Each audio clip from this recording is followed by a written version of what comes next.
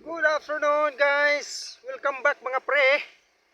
Right, andito po tayo ngayon sa ating urban power development, ang Samahang Pinagbuklod dito sa Silangan, San Mateo, Rizal. Ito po ang area na dinevelop natin. Ayan, ang good news po guys, ayan, meron na tayong tubig galing mismo sa Maynilad. Ito, kasalukuyan silang nagkakabit. Tayo.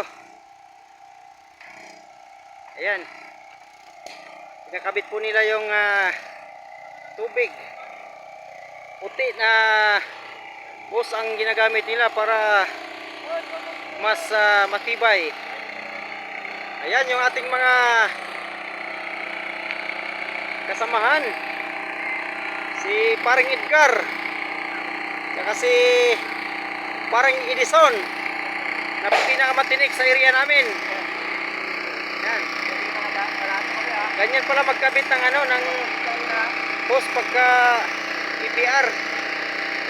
Kailangang painitin para dumugtong. Ayan.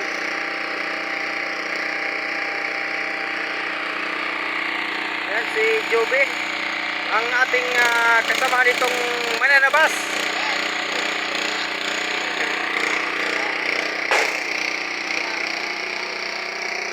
Okay. Ganyan pala magkabit ng PPR. Medyo kailangan ng generator dahil wala pa yung kuryente natin dito.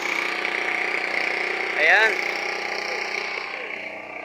Okay, punta tayo sa unahan guys. Silipin natin. Medyo matagal-tagal po tayong hindi nakapag upload gawa ng napakadaming gawain dito sa area namin. Ang daming nagpagawa ng bahay, mismong sarili kong bahay ginagawa ko, at hindi na ako na problema sa monthly rental. Okay, ang good news guys, ay po yung area natin na dinevelop dito sa Samahang Pinagbuklod. Yung mga mangga, ayan, namumulaklak na. Sobrang daming bulaklak po ng mangga ngayon. Sana mabuo po yung mga bunga niya at marami tayong aakyatan na puno. Ay sir. Ayan. Yung ating kasama dito gumagawa ng patubig.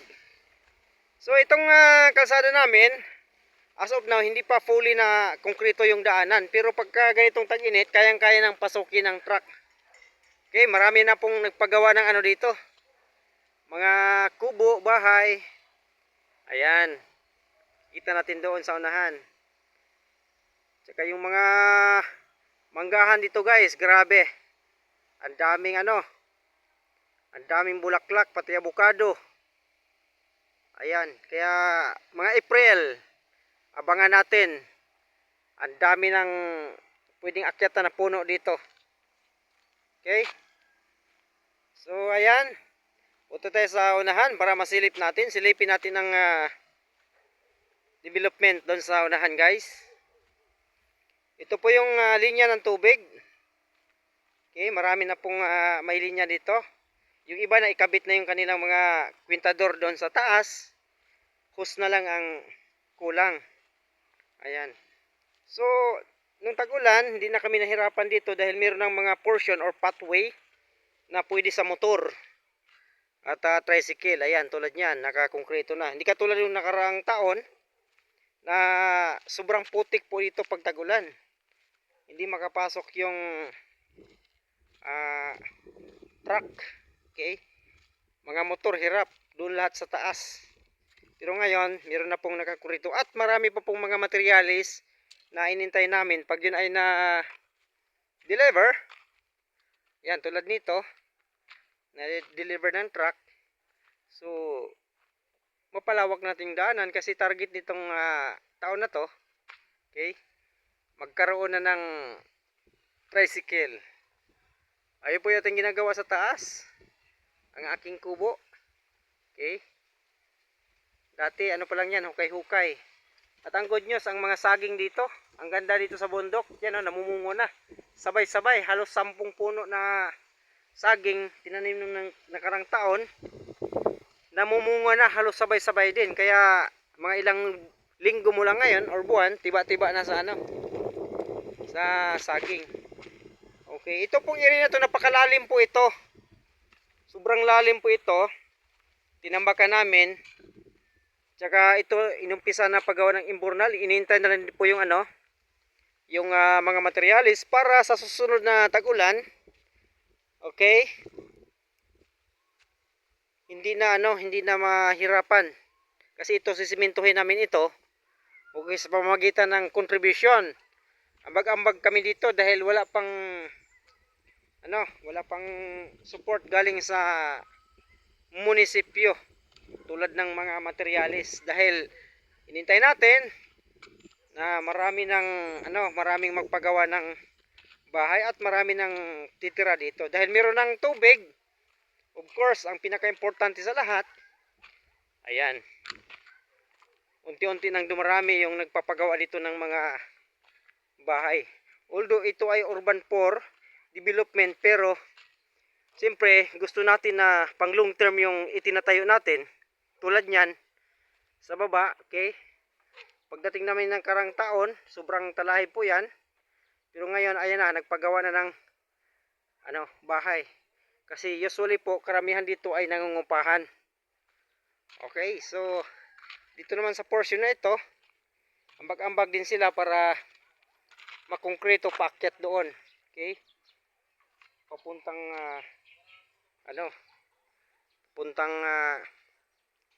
tuktok ng bundok. Okay? So dito na area na ito, mayroong nagpapagawa ng resort. Ito ang una naming tinabasan, guys. Dito ako dito ako nagkanda sugat-sugat. Kakatabas-tabas, ang daming tusok-tusok. Hanggang sa ayan na, nagpagawa na sila ng bahay. Okay, maayos na yung tirahan nila dito. Okay. Tapos sa unahan, sa taas, ayan na sila. At least hindi na nangungupahan, guys. Okay. So dito, may ginagawa silang, ito yung resort. Ang laki ng ginagawa nilang dito. Structure, building ito. Okay. Ilang palapag to, pre? 2. So ito ata magiging 3. So ito almost 800 square meter papunta dun sa baba. Magiging yan, swimming pool. Ito yung barracks nila, ito kasama to. Okay, boundary papunta roon. So ibig sabihin po, itong area namin nung una, dahil gubat pa lang ito, kabado kami, guys, kasi siyempre gubat at ito. Hindi mo naman makuha sa isang araw lang na pagtatabas to, kaya sobrang nakakatakot kasi dito lang kami natutulog sa kubo-kubo. Pero ngayon, nakamapping na siya sa munisipyo. Nakataging na yung mga bahay tulad niyan. Ayan, nakadikit. Ayan, nataging na yung bahay niya. Meron ng plate number. Okay. So, okay na. Maayos na. Ibig sabihin, meron na siyang permanent address. Okay, dito sa area na ito. Doon sa kabila, kaka-open lang din natin. Ang bilis dito kasi siyempre government ito.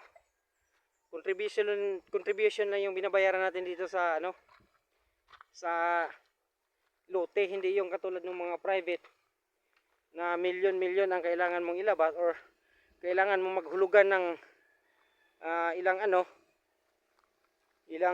taon para mapapasa iyo. Pero ito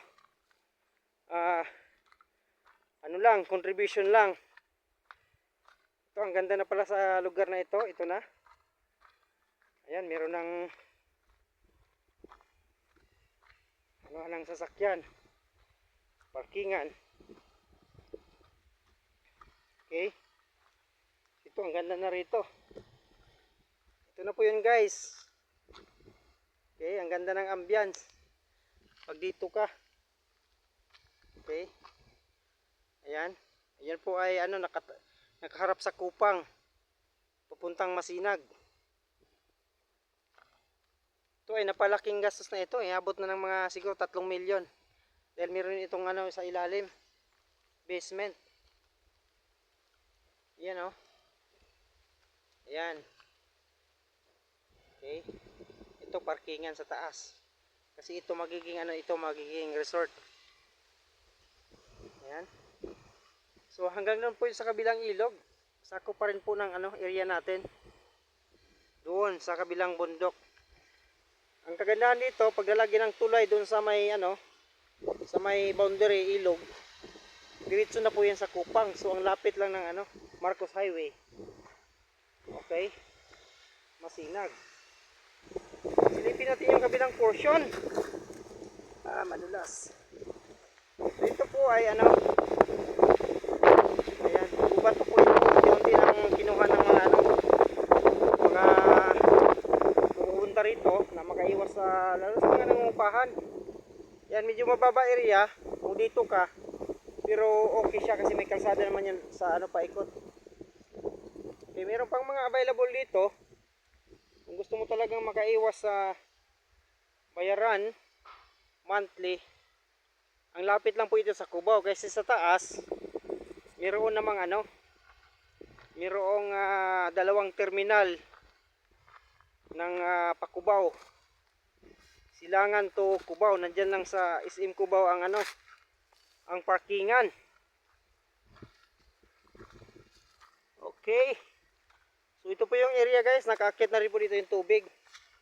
So ito may bakanti pa rito doon sa bandang baba, pero hindi magtagal.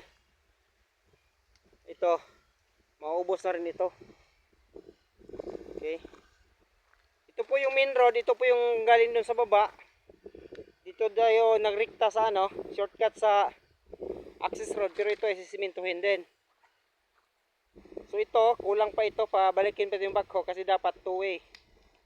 Ito pang 1-way lang muna ito yung nahukay para lang maka-akit yung truck kasi para makapag-deliver dito ng mga materialis. Okay. Ito yung mga area, unti-unti nang na-develop. Unti nang nagpapatayo ng mga structure kasi ang ganda dito paggabi. Ang ganda ng ambience dito bukod sa maraming puno. Yan, ang lakas ng hangin. Nakaharap po ito sa Ortigas at saka BGC.